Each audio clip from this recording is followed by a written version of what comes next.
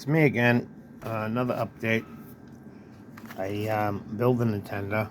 As you can see, that was a Berkshire tender at one time. It is the correct length to scale to what belongs to this train. So, as you see, I've done some modifications.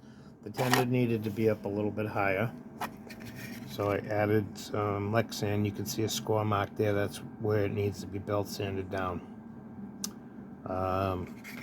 I cut these off and spaced them down front and back so the tender will be the right height.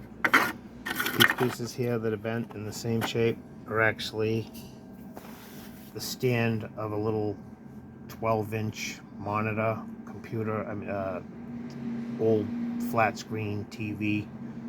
I save plastic like that because you never know, and if you look at it at an angle, you can see it's at the same bend. So I just scored it with the knife a couple times, snapped it off, and then water sanded it down into place. There's all these rivets and everything have to be belt sanded off. I will use water to do that. That way I don't burn the plastic or melt it. Same with the back. It needs to be clean. I'll clean up the insides. Now, prototypical, this would be, the coal would be here. I was going to cut it out and shorten it, but I mean, 6 of one, half a dozen the other, really doesn't matter. So when this sits up here, and then we score the bottom, we're roughly at the same height where it should be. It might be a little bit lower than the actually the locomotive. I'm not really that anal about it. So anyway, so that's that. I fixed the problem with the noise that was in the last video. It turned out that it was the gear that is below the worm gear and between the axle. Someone must have, it had no oil in it. When I got this thing, I didn't check. I never pulled the worm gear out. I just built the chassis and then ran it. The grease that was in there was nasty, and there was pieces of brass, and I could feel it. Not this gear, the one above it. I could feel that it was rough.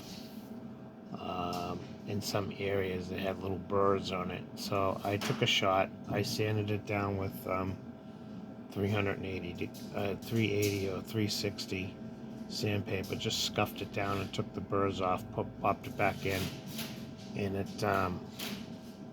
the difference is night and day. So I'll run it like that for a few days, and then I'll check it again and make sure there's no brass mixed in with the grease. Then I'll just, I'll put another gear in it. I have a couple other gears, but they don't go with the gear ratio is different on the drive axle. So I would have to change the drive axle, and that would actually make the train go faster, because the gear on this wheel, this axle, is big. On my spares, it's smaller.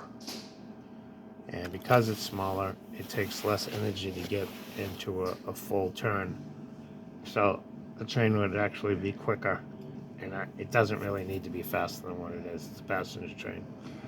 So, anyway, it's fast enough for a passenger train, I should say.